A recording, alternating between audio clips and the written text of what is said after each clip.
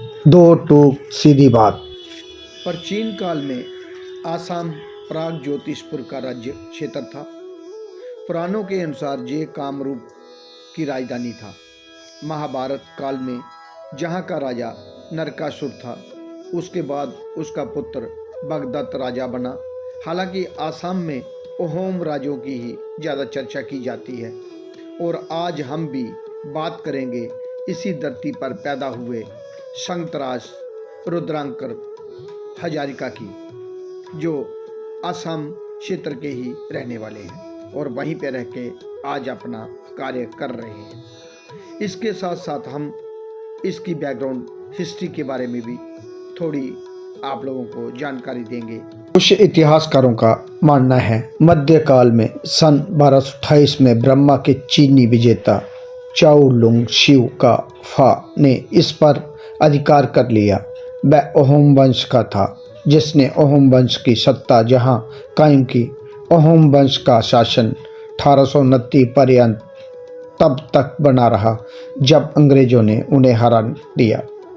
कहा जाता है कि अहोम राजाओं के कारण ही इसका नाम आसाम पड़ा।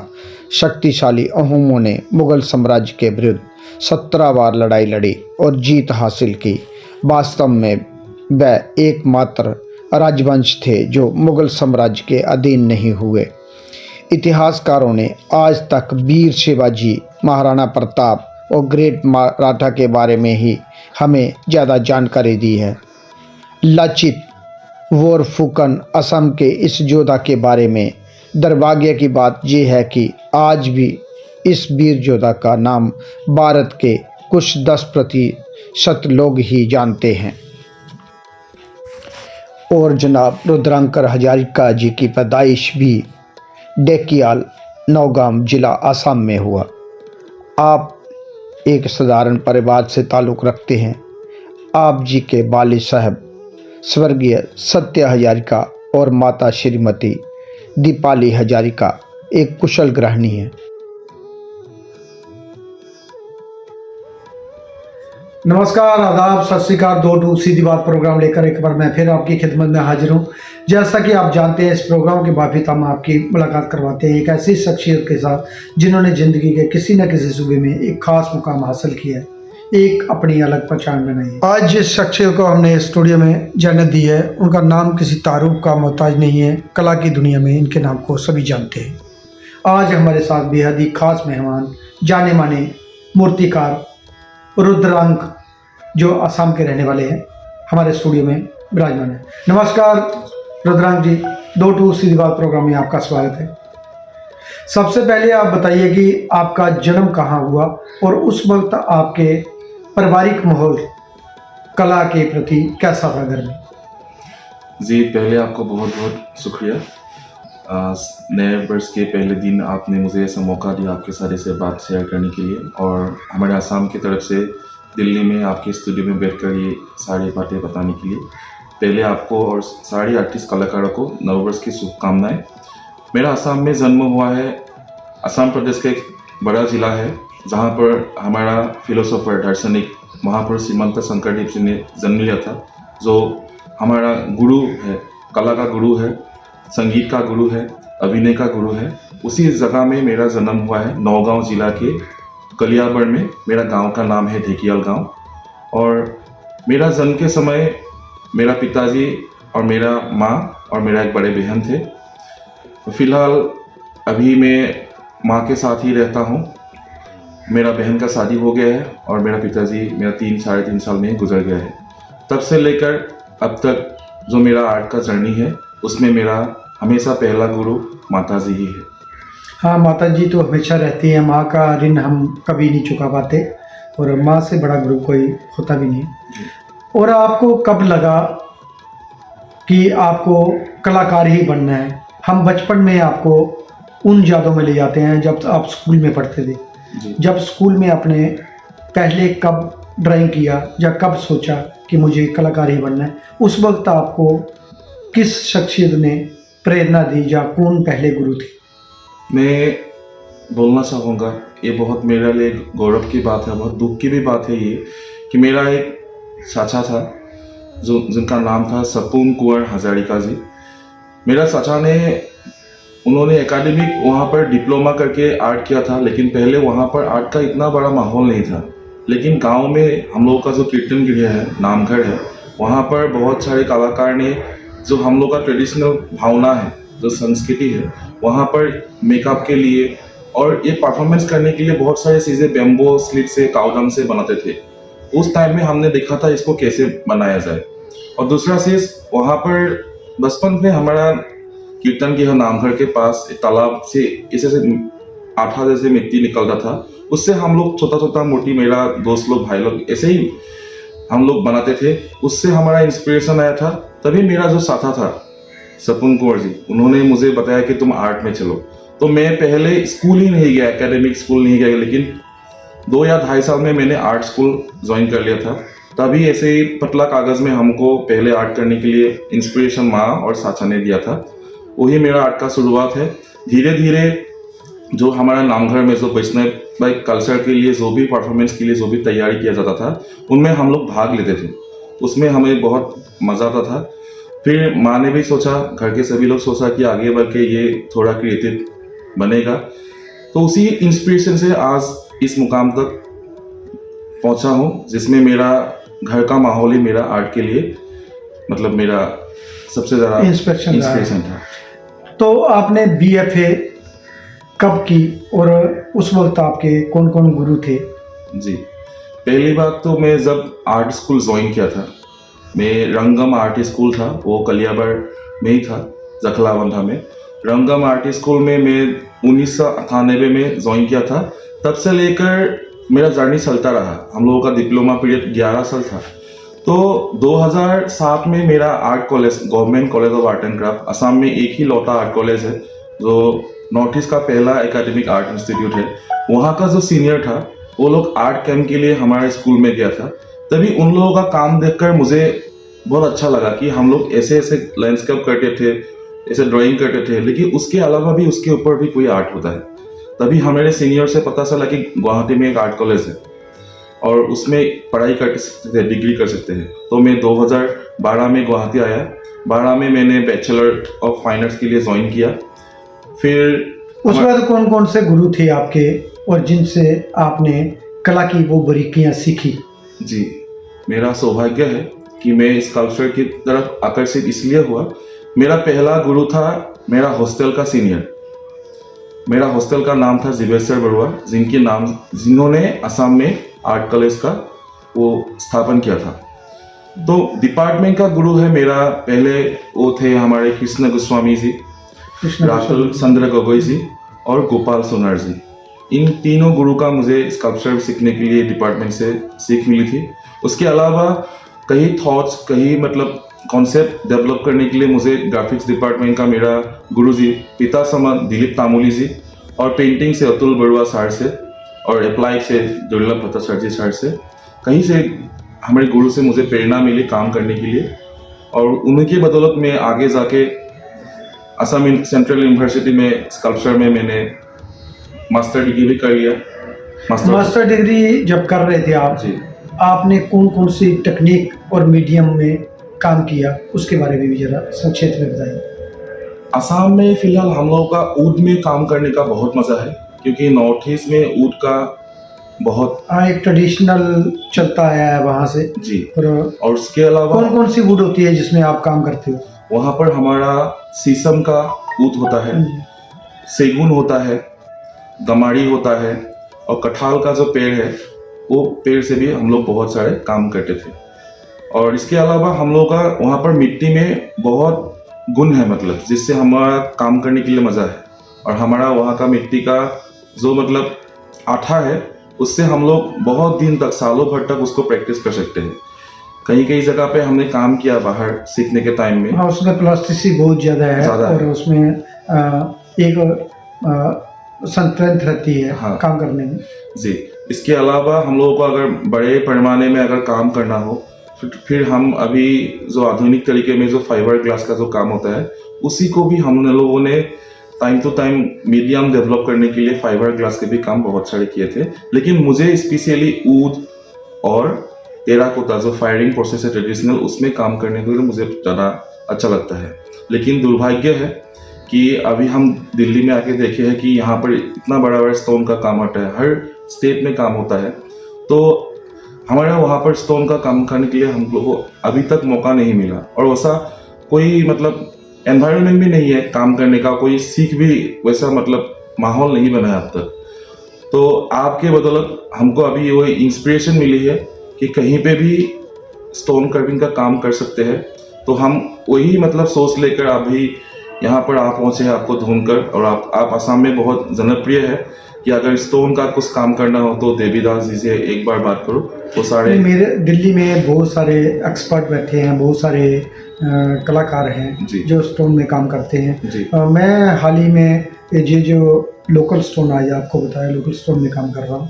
यहाँ लोकल स्टोन में कम लोग काम कर रहे हैं जी। उसमें हर जगह इसका कारण था, जो नए लड़के आते थे बोलते थे कि मेरे पास मटेरियल नहीं है, मैं पैसा नहीं है। तो मैंने लोकल स्टोन में काफ़ी देर से ये काम कर रहा हूँ, और ये सारा काम जो था नए लोगों के लिए था, जो लोकल स्टोन हर जगह में मिलता है। और मैंने जगह जगह जाके कैंप भी किए। मैं नागालैंड में कैंप करके आया था, वहाँ का लोकल स्टोन था। असम में भी बहुत सारा लोकल स्टोन था जिसमें काम किया जा सकता है। तो मेरा इसलिए आज मैंने आपको बुलाया भी था स्टूडियो में कि तुम्हें दिखाता हूँ कि इसमें भी काम होता है, और तुम्हारी जगह जो स्टोन असम में आराम से अवेलेबल है, उसमें काम तुम शुरू कर सकते हो। जी, पहले भी हमारे आपसे आसाम से बात हुआ था। हाँ। उस टाइम में हम लोगों ने इतना बड़ा पैमाने में नहीं सोचा था कि ऐसा हाँ, तुम्हारे एक सीनियर थे, हमारे एक जूनियर थे, चंदन जी, बेस बोलवा जी, उन्होंने बताया कि काम ऐसे हो सकता है। तो उस टाइम से लेकर अभी तक कोरोना के बाद थोड़ा 2-3 साल गैप हो गया है, लेकिन देर हो गया फिर भी हम लोग अभी मन में बहुत खुशी है, क्योंकि हम लोग यहाँ पर आपका काम विजुअली देख चुका हो। और हम वहाँ पर अभी नया साल में एक जुनून लेके जाएंगे कि असम में बड़े पैमाने में अभी स्टोन का काम शुरुआत हो। उसका शुरुआत भगवान ने सहाय तो आपसे ही हो, और हम भी आपके शिष्य बन के वहाँ पर नहीं, हमेशा सीखता आदमी हर उम्र में काम सीखता है। लेकिन मेरा एक प्रयास रहता है, जैसे आप आज आए, मैंने लोकल स्टोन बताया आपको, तो आपने मुझे भी बताया कि हमारे यहाँ ये स्टोन, मैंने कुछ रॉ मटेरियल दिखाया आपको, तो आपने बोला जी हमारे यहाँ आराम से अवेलेबल होता है। तो मैंने इसलिए उस पर थोड़ा सा डेमो भी दिया आपको, कुछ काम के सैंपल भी दिखाए जो मैं अभी रिसेंट कर रहा हूँ। तो आपको ज़रूर उससे प्रेरणा मिली होगी। जब आप शुरुआत करोगे तो तब थोड़ा एक्सपीरियंस बढ़ेगा। सबसे अच्छा बात देवी जी मुझे ये लगा कि हमने आर्ट के थ्रू पूरा इंडिया एक्सप्लोर कर चुका हूँ। वहाँ पर पेंटिंग, प्रिंट मेकिंग सब कुछ काम देख चुका हूँ, लेकिन स्कल्पचर के बारे में हमको जो काम हमने प्रैक्टिस किया वो हमारे बारे में पता है। लेकिन आसाम नॉर्थ ईस्ट को छोड़कर अलग अलग स्टेट में जो स्टोन का काम होता है, अगर उनसे हम लोग डायरेक्टली पूछे कि ये काम का प्रोसेस कैसा होता है, तो वो लोग लंबा चौड़ा बहुत बातें बोलता है कि इसका टेक्निकल प्रोसेस बहुत गहरा होता है, बहुत टाइम लगता है, बहुत दिक्कत है, ये सबके पास के बारे में नहीं है। लेकिन आप पहला ऐसा स्कल्पटर है जिन्होंने बताया है कि जमीन में पड़ा हुआ चीज से भी आप लोग इसको शुरुआत कर सकते हैं। और मैंने अभी सारा ये जितना भी दिखाया है लोकल, चाहे मेरा असेंबल काम रहता है, would, stone, metal, ceramic, terracotta सब असेंबल कर करता हूँ। मैंने इसलिए आपको कुछ काम दिखाए कि इनमें आप अपनी जगह पे बैठ के काम कर सकते हैं। जी, उससे मतलब हमको हिम्मत मिली है कि एज ए स्कल्पटर नहीं, कोई भी अगर कॉमन मैन को आप जैसे आप हमको इंस्पिरेशन दिया है, बताया है, तो कोई भी आके इसे सीखने के लिए आग्रह करेंगे। लेकिन यही बात अगर 10 साल पहले अगर हम लोग को मौका मिलता तो शायद असम में बहुत पहले ही ये काम का शुरुआत हो जाता था। लेकिन हम लोग कोशिश करेंगे कि जैसे एकेडमी यहाँ पर शुरुआत हुआ है, वैसे एकेडमी के बारे में आपने भी हमको बताया है, वहाँ पर भी हम लोग चाहेंगे कि ललित कला का वहाँ पर भी एक माहौल हो। ऑलरेडी ललित कला का सेंटर तो गुवाहाटी में है जी। आप वहाँ जो आला अधिकारी बैठे हैं, हमारे इधर चेयरमैन है वो नागदास जी आर्टिस्ट हैं, वो आप लोगों की जरूर मदद करेंगे। आप उधर एकेडमी अपने बल पे, अपने बलबूते पे वहाँ स्टोन मंगवा सकती है और वहाँ काम शुरू करवा सकती है। मुझे लगता है कि वहाँ होगा भी। आप बोल रहे हैं कि वहाँ नहीं होता, तो अगर नहीं होता तो होना चाहिए, क्योंकि मीडियम कोई बड़ी बात नहीं है। सरकार चाहे तो सब कुछ होता है। आर्टिस्ट से हम लोगों को सपोर्ट मिल रहा है और सम्मानीय नागदास जी भी हमारे वहाँ पर गए थे, हाल ही में गए थे। उन्होंने बताया है कि हमारे एकेडमी से एक दिन का बात है, हम यहाँ पर सेंटर खोल सकते हैं। लेकिन हमारा गवर्नमेंट अभी फिलहाल वहाँ पर हम लोग को वो आर्ट के मामले में सपोर्ट नहीं मिल रहा है, जिससे कि पूरा आर्टिस्ट कम्युनिटी बहुत डिप्राइव है और बहुत दुख में है, क्योंकि जो गवर्नमेंट से जो सपोर्ट दूसरे स्टेट को मिलता है आसाम तक अभी तक नहीं मिला है। अभी तो बीजेपी की सरकार है वहाँ, वो तो फंडिंग की कोई कमी होनी नहीं चाहिए। वो लोग तो सब जगह काम करवा रहे हैं, वहाँ भी करवाएंगे। आप उस चैनल से चलेंगे, उन तक अपनी आवाज़ पहुँचाएंगे तो ज़रूर होगा। जी, हमारा आसाम में अभी फिलहाल फिल्म लाइन में, म्यूजिक लाइन में गवर्नमेंट पूरा सपोर्ट कर रहा है, हमको दिखाई दे रहा है। लेकिन विजुअल आर्ट के मामले में हमको छोड़ के आप किसी से भी पूछ लीजिए, 1 रुपये भी गवर्नमेंट विजुअल आर्टिस्ट को सपोर्ट में नहीं ले रहा है। ये बहुत दुख की बात है। लेकिन फिर भी गवर्नमेंट सपोर्ट करे ना करे, आप लोगों से जो मदद मिली है, जो सीख मिली है, उसी से हम प्रेरणा लेकर हम लोग हर लोकल में आप काम कर सकते हो। वहाँ बहुत सारा स्टोन है, बहुत सारी ऐसे चीज़ें हैं जिसमें आप काम कर सकते हैं। जी, हमने हाल ही में केरला में गया था, कोची बिनालय, बाहर के स्टेट में देखा था। वहाँ पर ट्रेडिशनली जैसे प्रैक्टिस होता है वही माहौल दिल्ली में भी है, बॉम्बे में भी है, कोलकाता, भुवनेश्वर, उड़ीसा, हर स्टेट में है। राजस्थान में तो वो मतलब रजवाड़े दिन से होता ही रहा है। हाँ, वो माहौल बनाना पड़ता है। उधर एक आप संस्था बनाइए, आप लोगों को इकट्ठा कर दीजिए और एक आर्टिस्ट कमेटी बनाइए, तो आप मिलके भी यंग जनरेशन है, आप शुरू कर सकते हैं। जी, दिक्कत यह है कि अगर ये सब काम करने के लिए बाहर प्रकृति ने जो ये सील का जो भंडार दूसरे स्टेट में दिया है, हमारे दिमाग में एक अफवाह फैला हुआ था वैसा स्टोन असम में नहीं है। तो अभी क्या होगा, गवर्नमेंट को हम अपील करेंगे कि जो भी प्रकृति ने हमको दिया है उसी में काम कर सकते हैं। उसके लिए सिर्फ गवर्नमेंट को हमको सपोर्ट, ऑलरेडी गवर्नमेंट बहुत सारे स्कॉलरशिप फेलोशिप देती है, आप उन लोगों को अप्लाई करिए। वहाँ तक इन्फॉर्मेशन नहीं मिलती है तो हम अपने बहुत सारे मैं ग्रुप चलाता हूँ, उस ग्रुपों के माध्यम से आप देख सकते हैं, उस समय पे अप्लाई कर सकते हैं। नहीं तो ललित कला की वेबसाइट में जाइए, मिनिस्ट्री ऑफ कल्चर की वेबसाइट में, मिनिस्ट्री ऑफ फेयर की वेबसाइट में जाइए, तो बहुत सारी आपको इन्फॉर्मेशन वो भी मिलेगी। रुद्रंग हजारिका जी, आप किस विषय को लेकर अपना कार्य करते हैं और उसमें कौन कौन माध्यम व तकनीक का इस्तेमाल करते हैं, जरा संक्षेप में बताइए। जी, जैसे जन्म से मेरा शुरू वैष्णवाइट कल्चर में मेरा जन्म से काम का शुरुआत हुआ था। आगे बढ़कर मेरा गुरुजी कृष्ण गोस्वामी जी, रातुल गगोई जी, दिलीप तामोली जी, सभी गुरु ने मुझे वैष्णवाइट कल्चर के ऊपर काम करने के लिए प्रेरणा दिया है।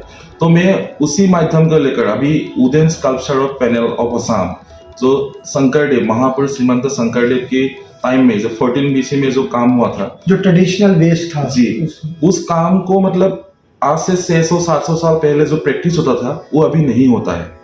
अभी हमारे असम में सिर्फ मैन्युस्क्रिप्ट प्रिंटिंग और मार्क्स मेकिंग का जो ट्रेडिशन है वो चल रहा है, लेकिन वुड कार्विंग का जो ट्रेडिशन था, जो नाम घर में होता था, जो कीर्तन घर में होता था, सत्र में होता था, वो प्रैक्टिस अभी खत्म हो गया है। तो हम अभी आधुनिक तरीके से जितना भी हम कॉन्टेम्पोररी, अभी मैं डुअलिटी के सब्जेक्ट के ऊपर भी काम कर रहा हूँ और पॉजिटिव निगेटिव ये दोनों सोर्स को लेकर मैं काम कर रहा हूँ। लेकिन उनके साथ में मुझे जो वैष्णवाइट कल्चर का जो भी जितना भी आर्ट फॉर्म्स था, जितना आर्ट टेक्निक्स था, जो हमारा महाभारत रामायण के ज़माने से जो कहानी के आधार में जो काम किए गए थे, उसमें मुझे स्कल्पचर में करने के लिए बहुत शक्ति मिलता है।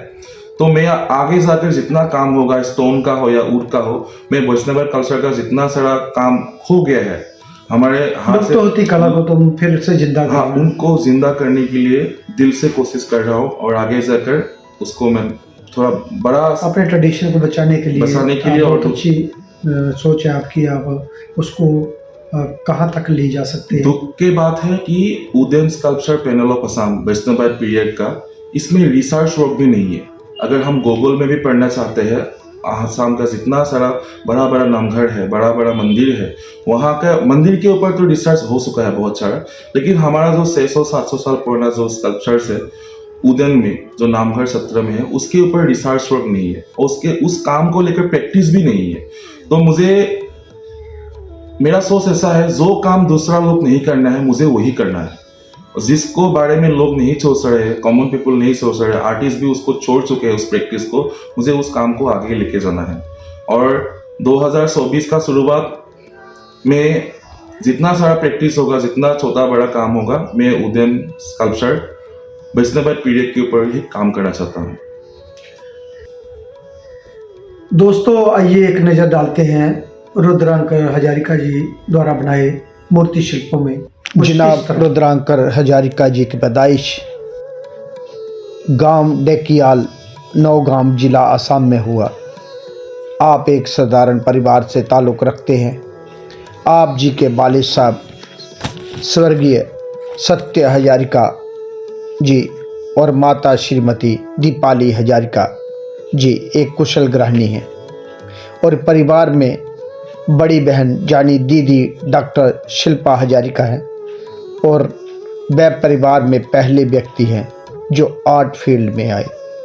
आप जी की पढ़ाई लिखाई भी आसाम में हुई।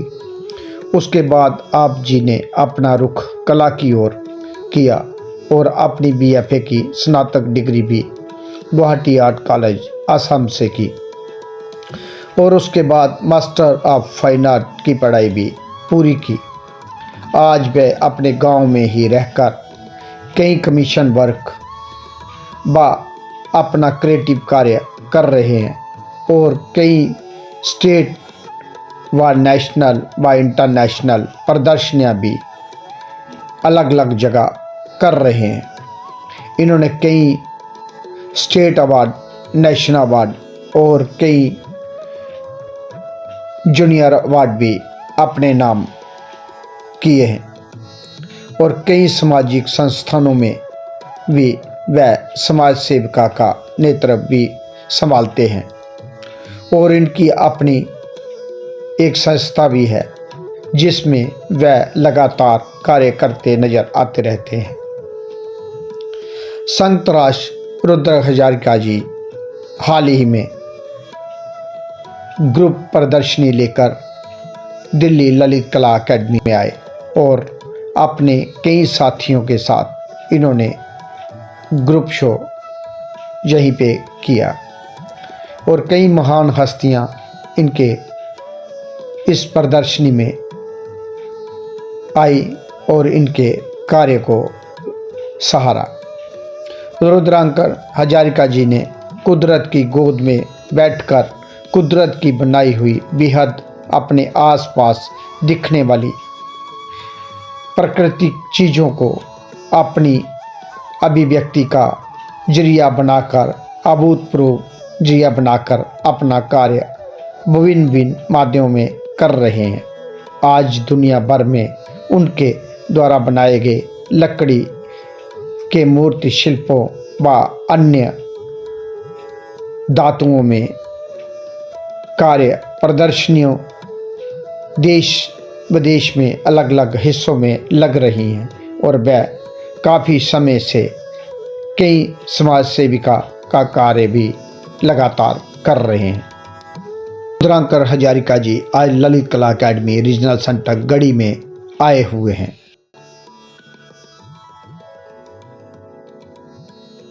रुद्रांकर हजारिका जी, अब तक आपने किन किन जगहों पे प्रदर्शनियां लगाई, जरा उसके बारे में संक्षेप में बताइए। जी, 2012 से 2018 तक पहला मेरा ग्रुप एग्जीबिशन चल रहा था। वो हमारा कॉलेज का एनुअल एग्जीबिशन था। वहाँ से शुरू होते होते हम मास्टर डिग्री तक जब पहुँचे, तब से उस टाइम में हमने केरल में पहला एक बिनाले में मेरे इंस्टॉलेशन आर्ट के थ्रू मेरा काम का प्रदर्शनी हुआ था बाहर में। फिर कोलकाता में हुआ था, उड़ीसा में हुआ था। इन तीनों स्टेट में लगातार एक ही साल में मैंने किया था, 2018 में। उससे पहले भी 2014 में मैंने केरल में गया था बिनाले में, जो सेकेंड बिनाले था, उसमें भी मैंने भाग लिया था। और उससे पहले अगर उस बात करूं तो 2007 में मुझे कोलकाता में स्टेट लेवल से मुझे सिलेक्शन हुआ था। कोलकाता का रावा एसोसिएशन के नाम से कंपटीशन होता था ऑल इंडिया में। कोलकाता से वहाँ से मुझे नवरत्न का टाइटल मिला था और वहाँ पर मेरा काम का प्रदर्शनी भी हुआ था। और मुझे नगद पैसा भी मिला था बहुत। उससे मुझे बहुत मतलब इंस्पिरेशन मिला कि आर्ट के काम के थ्रू ऐसे अगर कुछ पैसा अगर माँ पिता को अगर काम आए, आर्ट के थ्रू अगर कुछ दे सको तो आगे जाकर उससे बहुत मतलब उत्साह मिलता है।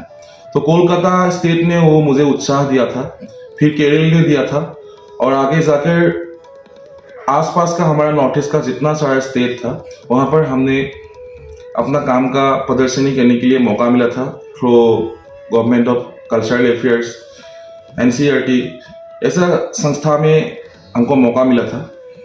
और अभी हाल ही में अब ललित कला अकादमी में मैंने 2 एग्जीबिशन के लिए मैंने सिलेक्ट हुआ हूँ, नेशनल एग्जीबिशन के लिए। रुद्रांकर हजारिका जी, अब तक आपको कहाँ कहाँ अवार्ड व स्कॉलरशिप या फेलोशिप मिले, जरा संक्षेप में बताइए। काम के थ्रू अभी तक जितने भी मुझे सम्मान मिला है वो सम्मान शायद मेरा काम देखकर और मेरा वजूद देखकर ही लोगों ने आगे बढ़ाया है। उसमें मेरा अपना जन्म जो स्थान है वहाँ का असिस्टेंट कमिश्नर बितुपन नेउक जी ने मेरा पहला काम को सहारा था 2018 में। तभी नौगांव जिला का DC ऑफिस के तरफ से मुझे गवर्नमेंट का एक सोलो एग्जीबिशन करने के लिए मौका मिला था, पहली बार जब मैंने बैचलर ख़त्म की। वहाँ से मुझे गवर्नमेंट से एक सम्मान मिला था काला रत्न करके। फिर मुझे आगे जाकर अवार्ड के मामले में मैंने सोचा कि जितना सारा काम अभी मेरा सीनियर लोग कर रहा है उसके हिसाब से उन लोगों को अवार्ड मिल रहा है। अगर अवार्ड के पीछे भागूंगा तो लोगों को बुरा लगेगा, इसलिए मैंने फेलोशिप या अवार्ड इसके पीछे मैं ना भागा हूँ अब तक, और कोई अप्लाई भी नहीं किया हूँ। आगे जाके सोचता हूँ कि अवार्ड और फेलोशिप के मामले में मेरा काम के हिसाब से मुझे अगर कोई सपोर्ट करे या दिखा दे कि तुम ऐसे कर सकते हो तो ठीक है, लेकिन अपने से अभी तक मैंने नहीं सोचा है। और काम के बारे में ही सोच रहे हो, ये बहुत बढ़िया काम ही अवार्ड होता है जी। और बाकी तो सम्मान सरकारें करती है और अकेडमी करती है, वो चलता रहता है, उसमें काम पे कोई फ़र्क नहीं पड़ता। हाँ, एक एक्सप्रेशन मिलता है और एक दिली तमन्ना होता है कि सम्मान मिला तो ज़्यादा काम होता है। जी, जैसे कि हाल ही में हमारा नॉर्थ ईस्ट के आसपास का जितना सारा ये हम लोग का प्रदेश है, जैसे कि हो नेपाल हो, बांग्लादेश हो, भूटान हो, इन सारी जगहों में बहुत सारे नेचुरल क्लैमिटी आए थे। उनमें हम लोगों का दोस्त लोग जो आर्टिस्ट कम्युनिटी से बिलोंग करते हैं, हम लोग राइड के लिए जाते हैं, वहाँ पर हम लोग नेचुरल कैंप करते हैं और उस कैंप के करने के बाद ही तुरंत हम लोग उन लोगों को मदद करने के लिए पहुँच जाते हैं। क्योंकि कैंप के दौरान हम लोगों को जो भी मतलब काम करके जो पैसा मिलता था उसी पैसे से हम लोगों ने उन प्रदेश में जाकर लोगों को मदद किया हो, और उससे 2 साल बाद उन लोगों ने हम लोग को रिवार्ड के थ्रू कुछ सम्मान दिया था, जो कि मतलब कोई गवर्नमेंट सेक्टर से नहीं था, लेकिन वो हमारे लिए बहुत था। क्योंकि जो काम हम लोगों ने बिना कोई स्वार्थ से किया था वो भी आज अब तक वो लोग हमको सहारे हैं कि आगे जाके उनको जो भी अच्छा काम करने के लिए सोचेंगे। सोशल वर्क करते हैं आप, समाज सेविका हैं और उसके लिए भी आप हमेशा आगे रहते हैं। और उसका शुरुआत हमारा कॉलेज में से ही हुआ था। जब मैं पढ़ाई कर रहा था तो हमारा गवर्नमेंट कॉलेज का हाल बहुत ख़राब था। हमारा कॉलेज का लैंड भी छीन लिया गया था, तो एक गवर्नमेंट कोई प्रोसेस के थ्रू डिपार्टमेंट का सारा हम लोग का टीचर लोग का मतलब रिटायरमेंट का टाइम आ गया था हम लोग के निकलने से पहले, तो पूरा कॉलेज ही बंद होने वाला था असम का। ये बहुत कड़वी सच है, और गवर्नमेंट भी नहीं चाहता था कि असम में कोई आर्ट कॉलेज का कोई फंडिंग या ऐसा कुछ हो। कोई ड्राइंग सिखाने के लिए हमारा गुरुजी चॉक पेंसिल भी घर से खरीद के लाके हमको बोर्ड में सिखाता था। ऐसा भी दिन हमने देखा है। पानी पीने के लिए भी इंस्टीट्यूशन में कुछ नहीं था। तो हम लोग आर्ट सीखने के टाइम में हम लोग मतलब थोड़ा प्रोटेस्ट में भी हम लोग को घुसना पड़ा, और वो प्रोटेस्ट इतना दूर जाके पहुंचा था कि गवर्नमेंट को ये कहीं ना कहीं फील हुआ कि आर्ट को असम में डेवलप करना है, और उसके दौरान ही हम लोगों को थोड़ा अभी कॉलेज को मौका मिला है। उससे शुरुआत होते होते आज भी हम लोग आर्टिस्ट के लिए लड़े हुए हैं, लेकिन शुरुआत कॉलेज से ही हुआ था और आज भी वो जारी है। आगे जाके हम लोग को बहुत सारे आर्ट डेवलपमेंट के लिए काम करना है। उसमें कला संगठक के हिसाब से हम लोग को काम कर रहे हैं, चाहे हमको बाहर के स्टेट की तरह काम करने के लिए मौका मिले या ना मिले, लेकिन वैसा मौका वैसा ही काम हमको असम में, नॉर्थ ईस्ट में भी लाना है। उसके लिए हम लोग कड़ी मेहनत कर रहे हैं। रुद्रांकर हजारिका जी, अब तक आपने सरकारी व गैर सरकारी संस्थाओं में कहाँ कहाँ आपका कार्य लगा हुआ है, जहाँ कहाँ कहाँ आपने दिया हुआ है, जरा उसके बारे में संक्षिप्त में बताइए। कॉलेज के टाइम से अगर शुरुआत किया जाए तो पहले हम लोग अपना काम को कमर्शियल आर्ट वर्क के थ्रू हम लोग अपना काम को प्रमोट करते थे। ऐसा नहीं होता था कि हम लोगों का काम पहले से किया हुआ है, कोई आके खरीदे या उसको मतलब सम्मानजनक तरीके से हम लोगों से लिया गया है। लेकिन हम लोगों ने बहुत मेहनत करके अपना काम को प्रदर्शित करने के लिए बहुत कम पैसे में, जिससे कि हम लोगों का काम का कोई मूल भी नहीं निकलता है, उस टाइम से हम लोग अपना काम को लोगों को बीच फैलाए हैं। ऐसे काम फैलते फैलते आगे जाके हमें सब डिविजनल गवर्नमेंट जो डीसी का ऑफिस होता है वहाँ जाके पहले 2017 में मेरा 3 साल रिलीफ आर्ट वर्क गवर्नमेंट ने खरीदा और वो बहुत कम पैसा था उस टाइम में। हम लोगों का काम का लागत ही आता था, खर्चा आता था 25 से 30 हज़ार रुपये। वो भी हमको नहीं मिला था, लेकिन कुछ तो वो रिटर्न देता था। वो काम का पैसा नहीं था, लेकिन कुछ रिटर्न अमाउंट वो लोग देता था। हम उसी से बहुत खुश थे कि चलो कोई शुरुआत तो हुआ है। लेकिन जैसे दिल्ली और बॉम्बे में जैसे आर्ट का मार्केट है, आर्ट को जो रिस्पेक्ट है, वहाँ असम में अब तक नहीं है। जो भी काम हम लोग काम करते हैं वो लोग सिर्फ कमर्शियली देखते हैं और कमर्शियल ही खरीदते हैं। और अभी तक हम लोगों ने जितना भी काम दिया है सब कुछ हम लोगों ने कमर्शियली ही काम किया हो। और ऐसे एग्जीबिशन से हम लोगों का काम अभी तक सेल नहीं हुआ है। थोड़ा एग्जीबिशन जैसे दिल्ली बॉम्बे में काम का सेल होता है, वैसा माहौल असम में स्कल्पचर की अभी तक नहीं आया है। और वहाँ का लोग, हमारा असम का जितना भी अमीर लोग है, जो भी आर्ट की तरफ आकर्षित है, वही लोग दिल्ली में बॉम्बे में आकर काम खरीद लेते हैं अगर वो काम दिल्ली बॉम्बे में प्रदर्शित हो। लेकिन वही काम अगर हम लोग अपना गैलरी में अगर प्रदर्शित करें तो वो काम वहाँ से नहीं खरीदते हैं। तो पता नहीं, ये शायद वहाँ कल्चर डेवलप नहीं हुआ, वहाँ तो नई पीढ़ी को उसको करना पड़ेगा। पैसा कम या ज़्यादा बात की बात होती है, पहला काम आपको घर घर तक पहुँचाना होगा जी। वो प्रयास आप लोग करें तो आगे तक चलेगा जी। और प्रयास जारी है। अभी हमारा नामघर में जो हमने बताया, वैष्णव जो जितना भी कीर्तन घर है, नामघर है, वहाँ का अभी आर्ट डेकोरेशन के लिए हम लोगों को बुलाया जाता है और वहाँ पर हमारा काम का मतलब मेहनत का फल मिलता है। कहीं कहीं जगह में उस काम को डोनेशन के थ्रू हमको पैसा मिलता है। कोई ऐसा बड़ा नेता होता है, कोई बड़ा समाज से संगठक होता है जिन्होंने हमको काम को सहारा है और बोला है कि आप ऐसा 10 ऊँट का काम बनाइए, ऐसा 2 ब्रोंज का काम बनाइए, ऐसा भगवान को बैठाने का सिंहासन बनाइए। तो मतलब धर्म कमर्शियल काम जो है, कमर्शियल गैलरियाँ होगा, प्राइवेट कलेक्शन में काम है आपका बहुत जगह वैसे हम लोग काम किया है, अनगिनत काम किया है। अब एक सवाल कि आपने दृश्य कला के अतिरिक्त और कौन कौन सी ऐसी कलाएं हैं जो आपको प्रभावित करती हैं, जहाँ आपको आती हैं, जरा उसके बारे में संक्षेप बताइए। बचपन से मैंने आर्ट से पहले भी एक चीज सीखा था अपना पिताजी से। मेरा पिताजी अंकिया भावना जो होता है, महापुरुष श्रीमंत शंकरदेव माधव जी ने जो शुरू किया था, जिसके थ्रू हमारा मतलब पूरा रामायण महाभारत का जितना सारा कहानियां हैं वो परफॉर्मेंस आर्ट के थ्रू दिखाता था। तो परफॉर्मेंस के थ्रू में अंकिया भावना में मैंने बहुत हिस्सा लिया है, बहुत रोल आपके वहाँ ओजी पाल होता है, उजापाली होता है और यात्रा भी होता है। उसके अलावा एक मतलब राजा महाराजा के ऋषि मुनियों के जो वेश पोशाक पहन के जो परफॉर्मेंस किया जाता है उसको हम लोग असम में अंकिया भावना बोलते हैं। अंकिया भावना में मैंने बहुत सारे अंकीय भावना में पार्टिसिपेट किया हूँ, बहुत दिल से किया हूँ और उसमें मुझे बहुत खुशी मिलता है। और ये हमारे अंकीय भावना क्या होते हैं? जैसे नुक्कड़ प्ले होते हैं, इस टाइप का होता है, जहाँ जैसे हम थिएटर करते हैं उस टाइप का होता है?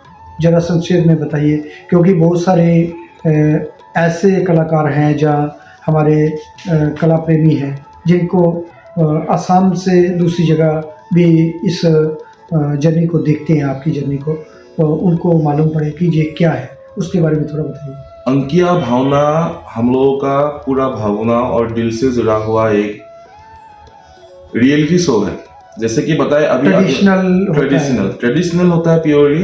अंकीय भावना में हम लोगों का गीत होता है, संगीत भी होता है, अभिनय भी होता है, पोशाक का भी आर्ट फॉर्म होता है, मेकअप भी होता है। उसके साथ साथ जैसे कि हनुमान जी ने, राम जी ने, लक्ष्मण जी ने रावण के साथ कैसे युद्ध किया था, कैसे सीता माँ को लंका से कैसे वापस लाया था, जैसे जिस तरह का कहानी है उस कहानी को, एक एक कहानी को लोगों को दिखाने के लिए अंकीय भावना का मतलब शुरुआत हुआ था। एक मंच होता है, जो मंच हम लोगों का जो गुरु गृह है, जहाँ पर हम लोग प्रार्थना करते हैं, भगवान को प्रेयर करते हैं, उस प्रेयर एक ओपन हॉल होता है, ओपन स्पेस होता है, एक मंदिर में ही होता है, ये सब उसी में होता है। चारों तरफ भगत वैष्णव देव बहता रहता है, साथ ही साथ गाँव का, शहरों का सारे लोग चारों तरफ फैला हुआ होता है। कोई बैठ के भी देखता है, अंदर बाहर भी देखता है, ऑडियंस बहुत होता है और मजा आता है। मतलब ये चारों तरफ से देखते हैं और बीच में मंच के सामने हम लोग का गुरु का आसन होता है,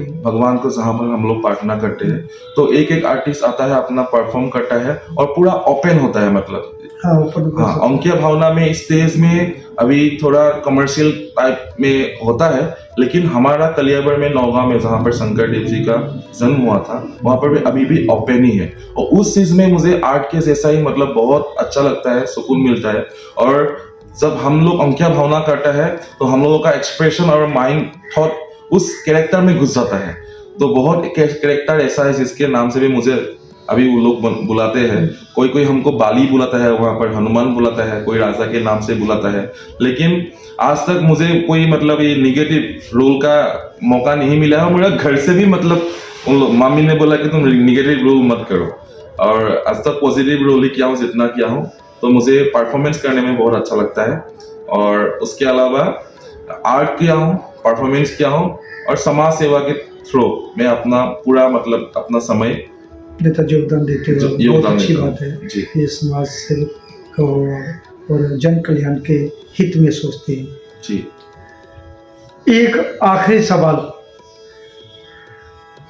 अब तक आपने जो बात नहीं कही है, जो मन में है, जो हमने अभी तक नहीं पूछी है, जो बताना चाहते हो, वो अपने मंच के थ्रू आप रख सकते हो। मेरा जब कोरोना के टाइम आया था, उस टाइम में मेरा जन्म का उद्देश्य क्या था, मैं किस लिए पढ़ाई किया, आगे जाके मैं क्या करूँगा, कॉमन मैन की तरह मर जाऊँगा, ऐसा बहुत सारा सोच और डिप्रेशन आया था। लेकिन फाइनली मेरा अभी दिमाग में ये ठान लिया हूँ कि जैसे कि मुझे आर्ट वर्क और समाज सेवा, ये दोनों मेरा रेल की पटरी की तरह हो गया है।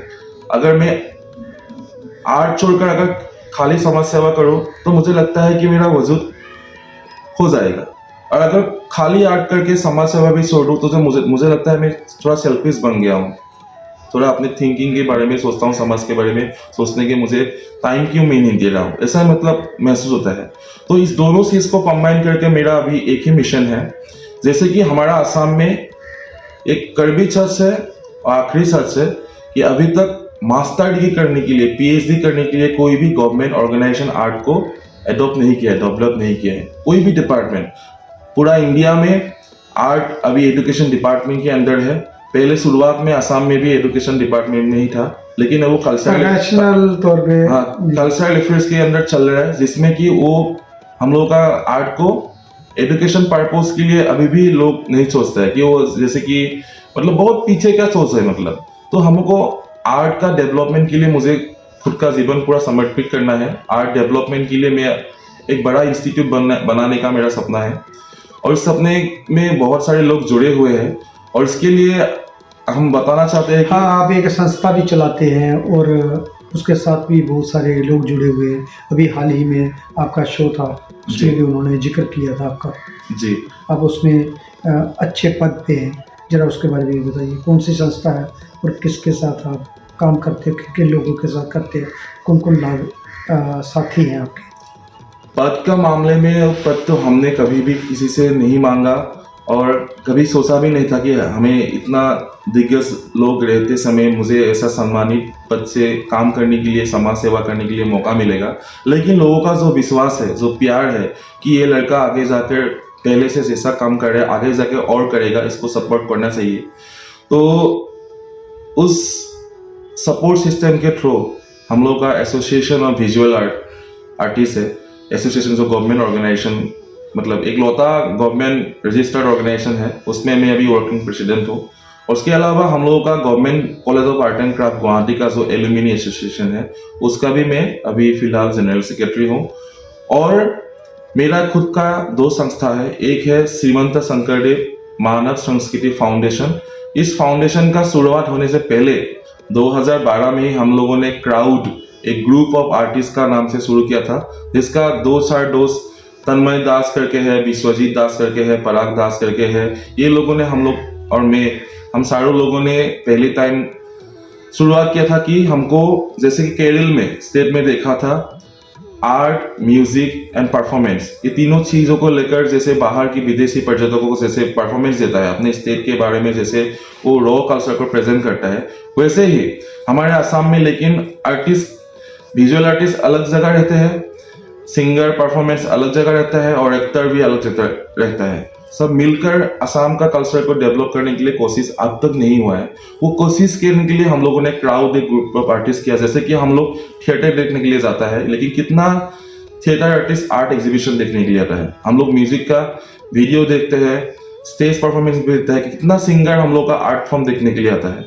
तो हम लोगों ने कोशिश किया, चलो बड़े लोग तो नहीं आए, हम लोग छोटे जो लोग हैं, जो बच्चे स्टूडेंट्स हैं, हम ऐसा कोशिश करते हैं जैसे कि दिल्ली में एनएसडी हो, ड्रामा का सेक्शन होता है, म्यूजिक का सेक्शन होता है, आर्ट का सेक्शन होता है, तीनों जगह का अलग अलग जो बाउंड्रीज है उसको छोड़कर हमको एक साथ मिलकर एक बड़ा इंस्टीट्यूट ग्रो करना है। सोच है। और उसी इंस्टीट्यूट से हमको पूरा दुनिया का लोगों को असम के कल्चर को दिखाना है, उसको आगे बढ़ाना है। कि हम तो बाहर जाकर पीएचडी रिसर्च के लिए बाहर की यूनिवर्सिटी आता है, ऐसा कब होगा जब बाहर का आर्टिस्ट, पूरा दुनिया का आर्टिस्ट असम में जाकर, नॉर्थ ईस्ट में जाकर रिसर्च करेगा, ऐसा इंस्टीट्यूट होगा, ऐसा माहौल होगा, मंच होगा। तो उसी मंच को बनाने के लिए हमारा एक ही सपना है। उस मंच को बनाने के लिए अभी तक हम लोगों ने प्राइवेट सेक्टर में जितना हो जाए उतना कोशिश किया है, लेकिन उससे कुछ नहीं होता है जब तक हम लोगों का ब्यूरोक्रेट्स, हम लोगों का गवर्नमेंट पॉलिसी मेकर जब ये नहीं सोचेगा।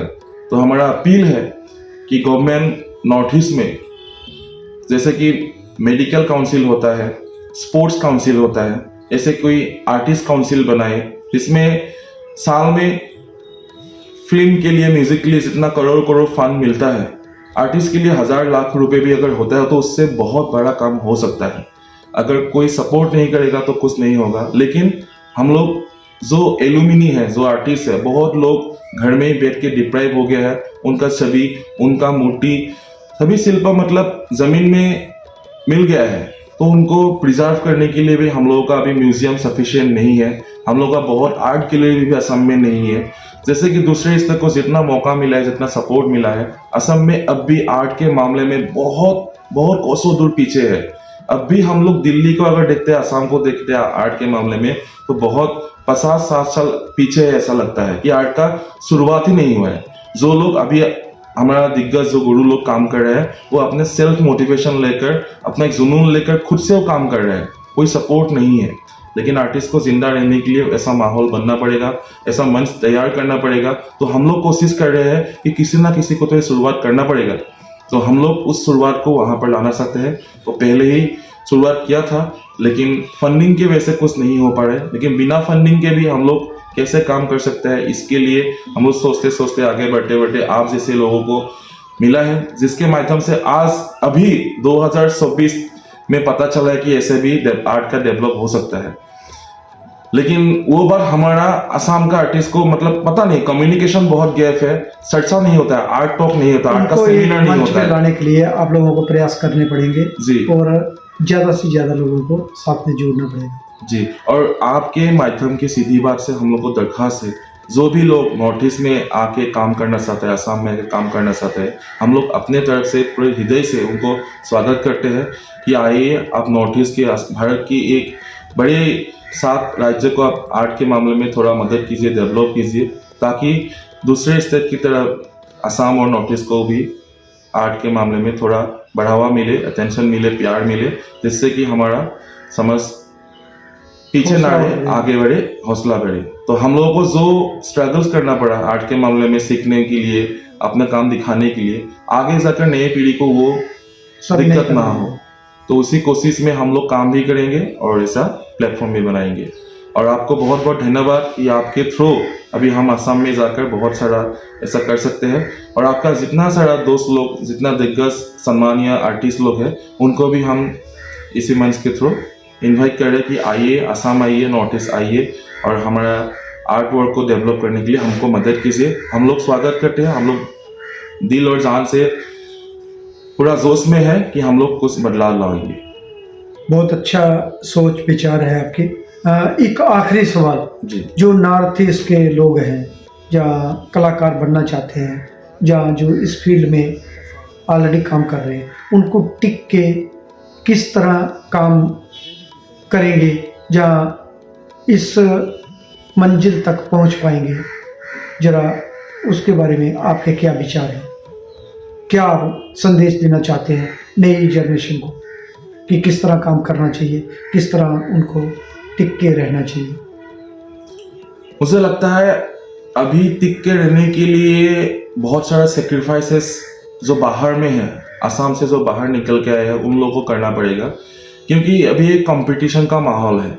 अभी यहाँ पर रहने के लिए, खुद को सरवाइव करने के लिए बहुत सारा मेहनत करना पड़ता है, लेकिन असम में बद से बदतर हो गया है। अभी वहाँ पर कोई सोचे वैसा भी माहौल नहीं है। तो हम लोग दरख्वास्त करेंगे सभी नॉर्थ ईस्ट से जुड़े हुए आर्टिस्ट को, जो दिल्ली बॉम्बे में इतना अच्छा अच्छा काम कर रहे हैं, चाहे गवर्नमेंट या कोई ऑर्गेनाइजेशन आपको सपोर्ट ना करे, एक करे लोग ना आपको करे, जरूर करेंगे। लेकिन हम चाहते हैं कि हम आपके साथ जुड़े और आप लोग हमें सपोर्ट कीजिए, हम भी आपको स्वागत करेंगे। लेकिन वो माहौल शुरू करने के लिए किसी ना किसी को आगे बढ़ के नई आना पीढ़ी पड़ेगा। को तो आप जैसे कलाकारों को आगे आगे इकट्ठा करना पड़ेगा, जी। तभी तो वो काम होगा, जब कर पाएंगे।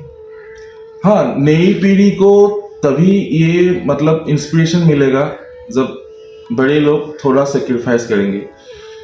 मुझे ये बोलने में बहुत मतलब दुख होता है कि पता नहीं, आर्ट का मतलब कला से जो जुड़े होते हैं वो हमेशा खुद के लिए सोचते हैं और पूरा समाज के लिए भी सोचता वाले लोग होते हैं, आर्ट के लोग में जो जुड़े हुए होते हैं। लेकिन कहीं ना कहीं पे मुझे लगता है कि हर कोई अपने बारे में ही सोच के एक कोने में बैठ गया है।